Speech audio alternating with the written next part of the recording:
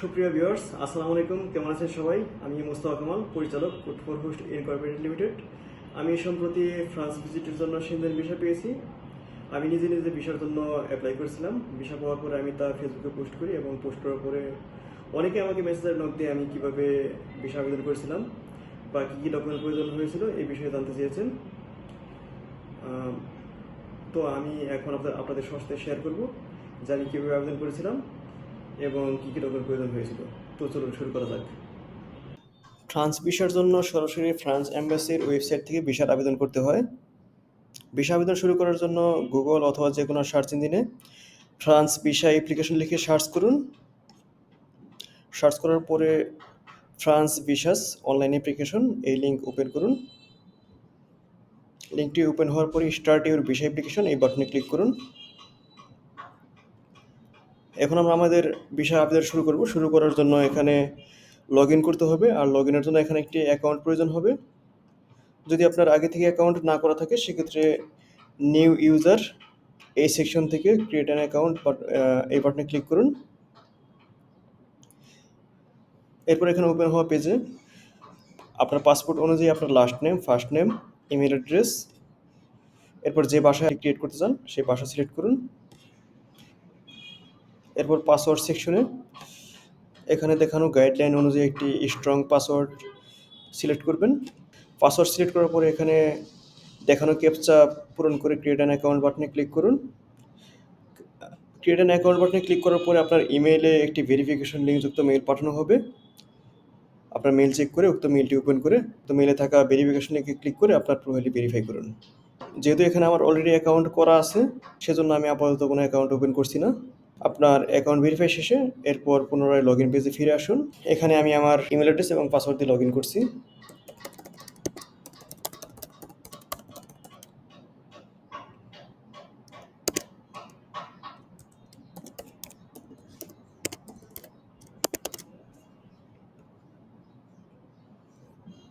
আমাদের অ্যাকাউন্টে log in হয়ে গেছে। এখন আমরা ভিসা আবেদন শুরু করব। আর সেই সাথে এখানে আমার পূর্ববর্তী আবেদনসমূহ দেখাচ্ছে। ভিসা আবেদন শুরু করার জন্য create a new application in a new group of applications এই বাটনে ক্লিক করুন। এখানে ভিসা আবেদনের জন্য মোট 6টি ধাপ রয়েছে। আমরা একে একে সবগুলো ধাপ এখানে সম্পন্ন করব। ইউর সিচুয়েশন এখানে প্রথমে চাওয়া হয়েছে আপনার ন্যাশনালিটি। এখানে আমি আমার ন্যাশনালিটি অর্থাৎ বাংলাদেশি এটা সিলেক্ট করলাম। এরপর place of submission of application এখানে আপনার অ্যাপ্লিকেশনটি আপনি কোন দেশে সাবমিট করবেন সেই দেশ এখান থেকে সিলেক্ট করতে হবে। এখানে বাংলাদেশ সিলেক্ট করার পরে অটোমেটিক্যালি ঢাকা চলে এসেছে, অর্থাৎ ঢাকাতে অবস্থিত France embassy. Visa type requested এখান থেকে আপনি কত দিনের জন্য ভিসা চাচ্ছেন সিলেক্ট করবেন। এখানে আমি short stay less than 90 days এটা আমি সিলেক্ট করেছি। এরপর মেইন ডেস্টিনেশন অফ স্টে অর্থাৎ আপনি কোথায় অবস্থান করতে চাচ্ছেন সেটা সিলেক্ট করবেন। এখানে আমি ফ্রান্স সিলেক্ট করেছি। এখানে অটোমেটিক্যালি আমার পাসপোর্ট ইস্যুইং কান্ট্রিটা চলে এসেছে। আমি শুরুতে আমার জাতীয়তা বাংলাদেশি সিলেক্ট করেছিলাম এজন্য। এখানে ট্রাভেল ডকুমেন্ট অর্থাৎ পাসপোর্ট টাইপ, যেহেতু আমার পাসপোর্ট টাইপ সাধারণ পাসপোর্ট অর্থাৎ অর্ডিনারি পাসপোর্ট, আমি এখান থেকে অর্ডিনারি পাসপোর্ট সিলেক্ট করেছি। এরপর এখানে পাসপোর্ট নাম্বার দিতে হবে। এখানে আপনার পাসপোর্ট নাম্বার দিবেন। আপাতত আমি এখানে একটি ফেক নাম্বার দিয়ে দিচ্ছি। এরপর আপনার পাসপোর্টের ডেট অফ ইস্যু আমি এখানে একটা কাল্পনিক ডেট অফ ইস্যু দিয়ে দিচ্ছি। আপনারা কিন্তু অবশ্যই আপনাদের পাসপোর্ট দেখে সঠিক পাসপোর্ট ইস্যু এবং এক্সপায়ার ডেট এখানে বসাবেন। এরপর ইউর প্ল্যান্স এই সেকশন থেকে আপনি কি উদ্দেশ্যে ফ্রান্সে ভ্রমণ করতে চাচ্ছেন সেটা সিলেক্ট করবেন, যেমন বিজনেস, এরপর medical reason, official visit, study or tourism. এখানে আপাতত আমি ট্যুরিজম সিলেক্ট করছি। আর এরপর মেইন পারপাস অফ স্টে এখানে ট্যুরিজমে একটাই ক্যাটাগরি রয়েছে, ট্যুরিজম অর প্রাইভেট ভিজিট। আর অ্যাডিশনাল ইনফরমেশন এখানে কিছু লিখে দিতে পারেন যদি অন্য কোনো ইনফরমেশন থাকে, যেমন কোথায় কোথায় ভ্রমণ করতে যাচ্ছেন বা কী উদ্দেশ্যে যাচ্ছেন সেটা লিখে দিতে পারেন। এরপর ভেরিফাইতে ক্লিক করুন। ভেরিফাইতে ক্লিক করলে মেইনলি শো করবে এখানে কোনো ফিল্ড বাদ পড়েছে কিনা বা কোনো ফিল্ডে কোনো ডাটা মিসিং আছে কিনা। যেমন এখানে দেখাচ্ছে যে আমার পাসপোর্টের ডেট অফ ইস্যু এবং এক্সপায়ারি ডেট সঠিকভাবে ইনপুট দেওয়া হয়নি। এটা আমি আবার ইনপুট দিচ্ছি একটি কাল্পনিক ডেট। আমাদের সকল ডাটা স্টেপে সঠিকভাবে ইনপুট দেওয়া হয়েছে। এখন আমরা নেক্সটে ক্লিক করে পরবর্তী ধাপে যাব।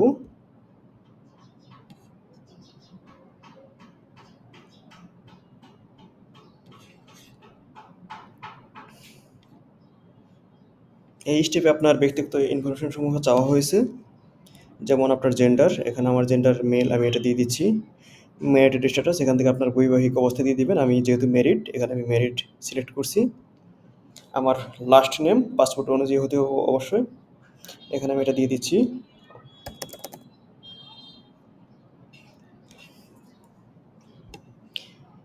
এখানে এই সেকশনে যদি কখনো কোনো পাসপোর্টে আপনার নাম ডিফারেন্ট হয়ে থাকে, যদি আপনার পূর্ববর্তী কোনো পাসপোর্টে আপনার লাস্ট নেম ভিন্ন কিছু হয়ে থাকে, সেটাই এখানে লিখে দিতে পারেন। যেহেতু আমার নাম কখনো পরিবর্তিত হয়নি বা পরিবর্তন করা হয়নি, সেহেতু এটা আমি ফাঁকা রাখছি। আর অব্লিগেটরি ফার্স্ট নেম, এখানে আপনার ফার্স্ট নেম দিয়ে দিবেন পাসপোর্ট অনুযায়ী। আমার ফার্স্ট নেম হচ্ছে মুস্তাফা।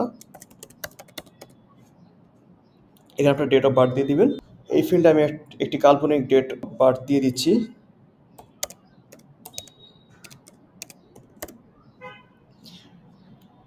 প্লেস অফ বার্থ, আপনার পাসপোর্টে আপনার প্লেস অফ বার্থ উল্লেখ থাকবে, আপনার পাসপোর্ট অনুযায়ী লিখুন। এখানে আমি আমার প্লেস অফ বার্থ লিখে দিচ্ছি। Country or territory of birth, এখান থেকে যে দেশে আপনার জন্ম সেটা সিলেক্ট করবেন। আমি বাংলাদেশ সিলেক্ট করছি।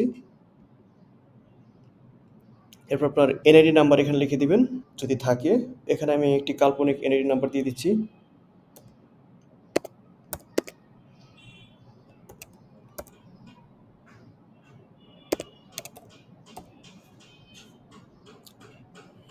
যদি আপনার অন্য কোনো দেশের জাতীয়তা বা নাগরিকত্ব থাকে, তাহলে সে এখান থেকে সিলেক্ট করবেন। কিন্তু যেহেতু আমার অন্য কোনো দেশে কোনো প্রকার ন্যাশনালিটি বা জাতীয়তা নেই, সেহেতু এটা আমি ফাঁকা রাখছি। এবার পার্সোনাল ইনফরমেশন, এখানে আপনার এখানে প্রথমে চাওয়া হয়েছে তার ঠিকানা অর্থাৎ অ্যাড্রেস। এখানে আপনি এটা লিখে দিবেন। এখানে আমি আমার অ্যাড্রেস দিচ্ছি।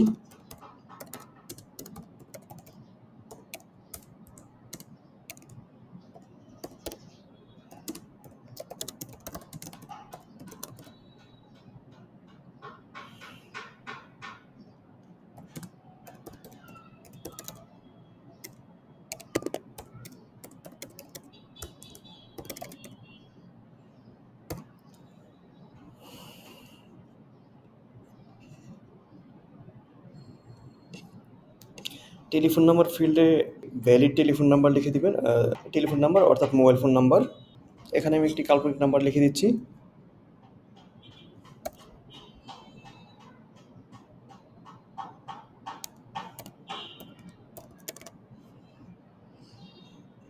ইমেল অ্যাড্রেস, এই ফিল্ডে আপনার ইমেল অ্যাড্রেসটি লিখে দিবেন। অবশ্যই একটি ভ্যালিড ইমেল অ্যাড্রেস লিখবেন। এখানে আমি আমার ইমেল অ্যাড্রেসটি লিখে দিচ্ছি।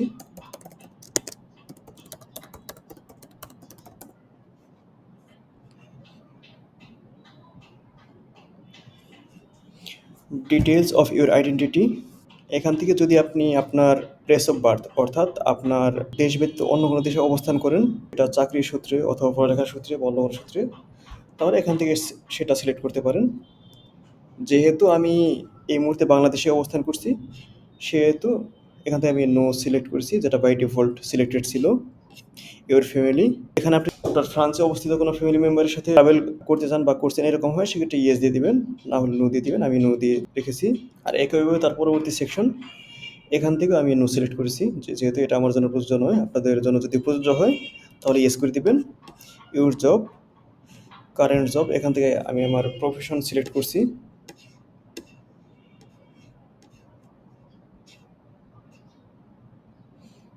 যেহেতু আমি কোম্পানির ডিরেক্টর, সেহেতু আমি এখান থেকে সেটা সিলেক্ট করছি। এরপর এখান থেকে আমার কোম্পানির ধরন এটা সিলেক্ট করতে বলছে, সেটা আমি সিলেক্ট করে দিব। অথবা এখানে যদি এরকম হয় যে আপনি যে সেক্টরে জব করছেন বা আপনি যে সেক্টরে বিজনেস করছেন, যদি হুবহু সেরকম কোনোটা খুঁজে না পান, তাহলে আদার অ্যাক্টিভিটি সিলেক্ট করতে পারেন, অথবা কাছাকাছি কোনো ক্যাটাগরি সিলেক্ট করে দিতে পারেন। এখানে আমার বিজনেস এটা ইনফরমেশন এবং কমিউনিকেশন রিলেটেড, এজন্য আমি এটা সিলেক্ট করছি। এখানে আপনার প্রতিষ্ঠানের নাম লিখবেন।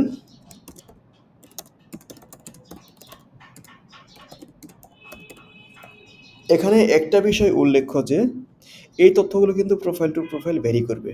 অর্থাৎ এখানে এই তথ্যগুলো আমার জন্য যেরকম হচ্ছে বা যা হচ্ছে আপনার জন্য কিন্তু একই রকম বা একই তথ্য নাও হতে পারে। এজন্য এই তথ্যগুলো অবশ্যই খেয়াল করে সঠিকভাবে পূরণ করবেন। অ্যাড্রেস, এখানে আপনার প্রতিষ্ঠানের অ্যাড্রেসটি সেটা লিখে দিবেন।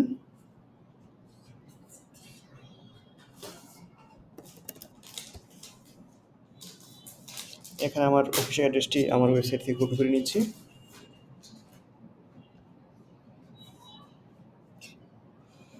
এখানে একটা বিষয় খেয়াল রাখবেন, অ্যাড্রেস ফিল্ডে ক্যারেক্টার লিমিটেশন রয়েছে। এজন্য আপনার পুরো অ্যাড্রেসটা এখানে নাও নিতে পারে। এজন্য আমি কিছুটা সংক্ষিপ্ত করে দিচ্ছি।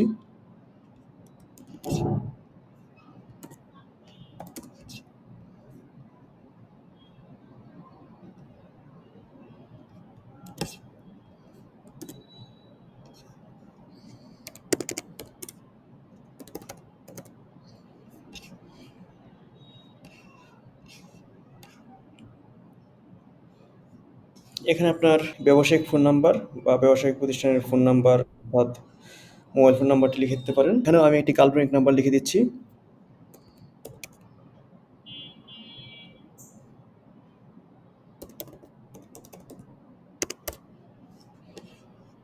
ইমেল অ্যাড্রেস, এখানে আপনার ব্যবসা প্রতিষ্ঠানের ইমেল অ্যাড্রেসটি লিখে দিবেন।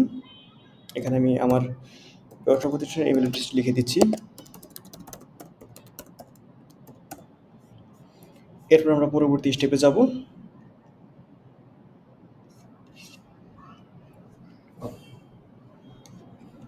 এই স্টেপে আপনি পূর্বে কখনো সেনজেন এরিয়া ভিজিট করেছেন কিনা এই ব্যাপারে তথ্য চাওয়া হয়েছে।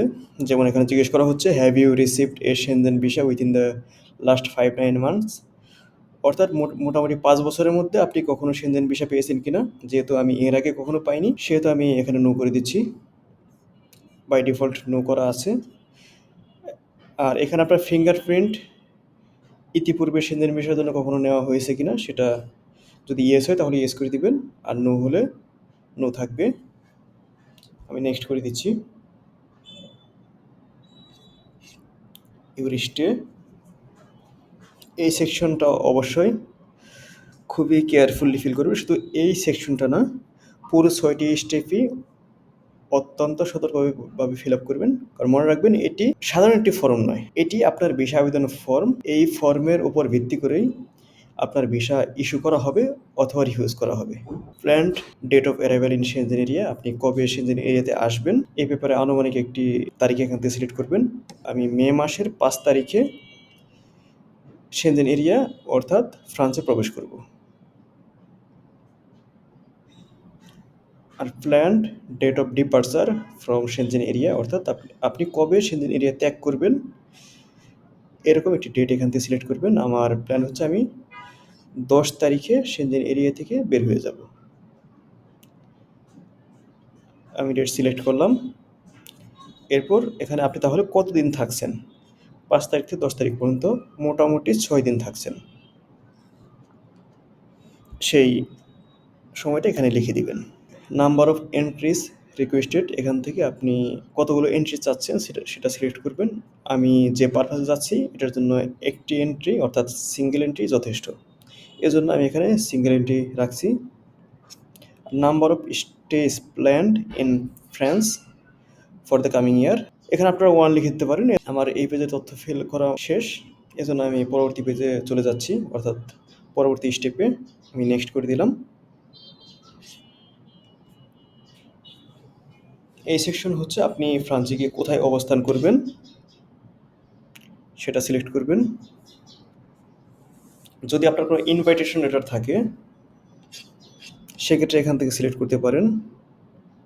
যদি আপনার কোনো আত্মীয় বা বন্ধু বা অন্য কেউ আপনাকে ইনভাইট করে থাকে সেক্ষেত্রে এখান থেকে এটা সিলেক্ট করতে পারেন। সিলেক্ট করে যিনি আপনাকে ইনভাইট করছে তার বিস্তারিত ইনফরমেশন এখানে দিয়ে দিবেন। অথবা যদি আপনি কোনো প্রতিষ্ঠানের তরফ থেকে ইনভাইটেশন পেয়ে থাকেন সেক্ষেত্রে এটা সিলেক্ট করতে পারেন। সিলেক্ট করে এই ব্যাপারে সকল তথ্য দিতে পারেন। অথবা যদি আপনার কোনো ইনভাইটেশন না থাকে সেক্ষেত্রে আপনি এই অপশনটা সিলেক্ট করতে পারেন। এই অপশনটা সিলেক্ট করে এখানে আপনি যেখানে অবস্থান করবেন সে ব্যাপারে তথ্য দিয়ে দিবেন। আর হোটেল বুক করার জন্য Booking.com বেছে নিতে পারেন। Booking.com এ আপনি পৃথিবীর মধ্যে বিভিন্ন অধিকাংশ অধিকাংশ জায়গার বিভিন্ন নামি দামি হোটেলের তথ্য আপনি পেয়ে যাবেন। আপনি সেখানে কোনো প্রকার পূর্ব পরিশোধ ব্যতীত বিভিন্ন ধরনের হোটেল বুক করতে পারেন।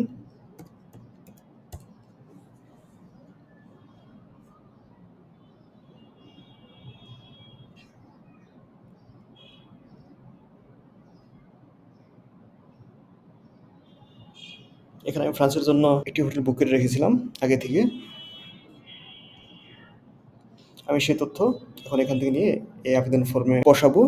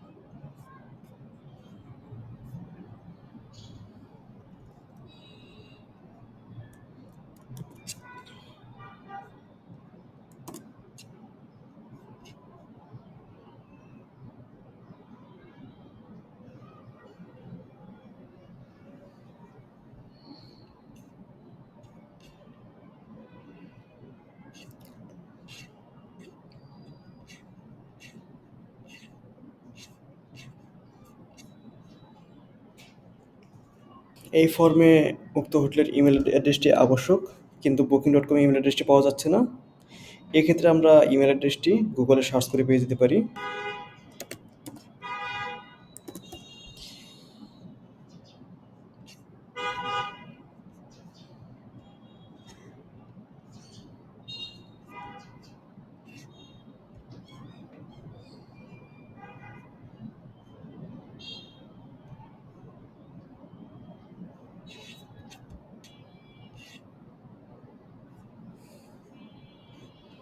এই যে এখানে আমরা ইমেল অ্যাড্রেসটি পেয়ে গেছি। এভাবে আপনি যে হোটেল বুক করবেন একটু কষ্ট করে তার ইমেল অ্যাড্রেসটি খুঁজে নেবেন। পরবর্তী section funding of travel cost, অর্থাৎ আপনি যে ট্রাভেল করছেন আপনার জন্য কে পে করছে এটা সিলেক্ট করবেন। যেহেতু আমার ভ্রমণের জন্য সকল পেমেন্ট আমি নিজে করছি, এজন্য এটা আমি মাই সেলফ অর্থাৎ আমি সিলেক্ট করেছি। এরপর আপনি কিভাবে কি করছেন সেগুলো সিলেক্ট করবেন, যেমন accommodation prepaid, transport cost prepaid. এরপর আমি কিছু ক্যাশ সাথে করে নিয়ে যাব এবং ক্রেডিট কার্ড ইউজ করব, সেটা আমি ফিল আপ করলাম। এখানে সকল তথ্য ইনপুট দেওয়া মোটামুটি শেষ, আমরা নেক্সট করে দেব।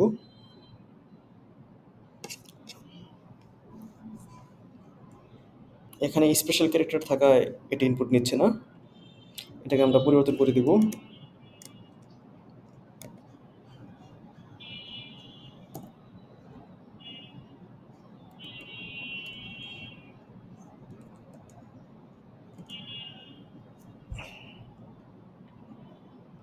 খুব সম্ভবত এটাকে পরিবর্তন করতে হবে।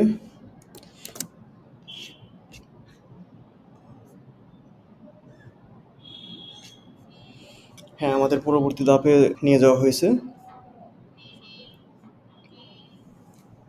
এই ধাপের তথ্যগুলো একবার মনোযোগ দিয়ে দেখে নেবেন।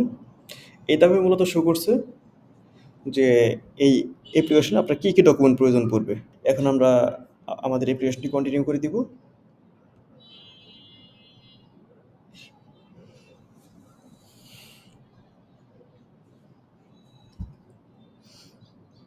আমাদের অ্যাপ্লিকেশন মোটামুটি কনফার্ম হয়ে গেছে। যদি আপনার মনে হয় যে আপনি আপনার আবেদনটি আরেকবার দেখে নেবেন, সেক্ষেত্রে এখানে পিডিএফ আইকনে ক্লিক করলে আপনার আবেদনের একটা পিডিএফ কপি ডাউনলোড হয়ে যাবে।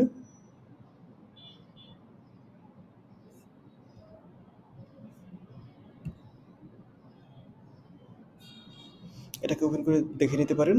এটি একটি ড্রাফট অ্যাপ্লিকেশন কপি।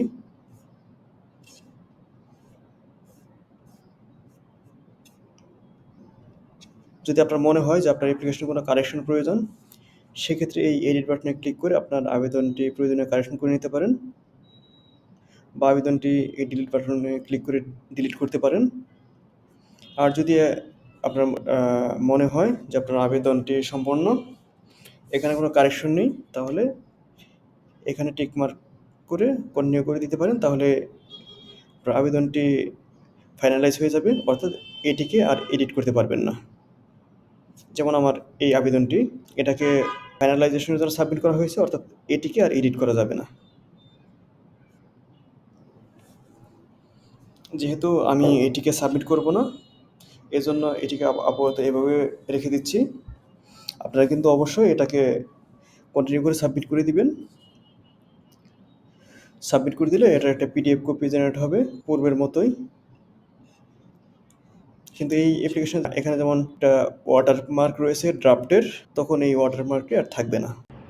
সুপ্রিয় ভিউয়ার্স, আমাদের ফ্রান্সের ভিসা আবেদনের প্রাথমিক ধাপ সম্পন্ন। আশা করছি আপনারা বিস্তারিত বুঝেছেন যে কীভাবে আবেদনের প্রাথমিক ধাপ অর্থাৎ অ্যাপ্লিকেশন ফর্ম পূরণ সম্পন্ন করবেন। আমাদের পরবর্তী দুটি ধাপ হচ্ছে যথাক্রমে পাসপোর্ট সাবমিশনের জন্য অ্যাপয়েন্টমেন্ট সংগ্রহ এবং প্রয়োজনীয় ডকুমেন্ট রেডি করা। আমরা পরবর্তী ভিডিওতে এই দুটি বিষয়ে আলোচনা করব। ততক্ষণ পর্যন্ত সবাই ভালো থাকুন, সুস্থ থাকুন এবং সুন্দর থাকুন। ইনশাআল্লাহ খুব শীঘ্রই দেখা হচ্ছে আবার।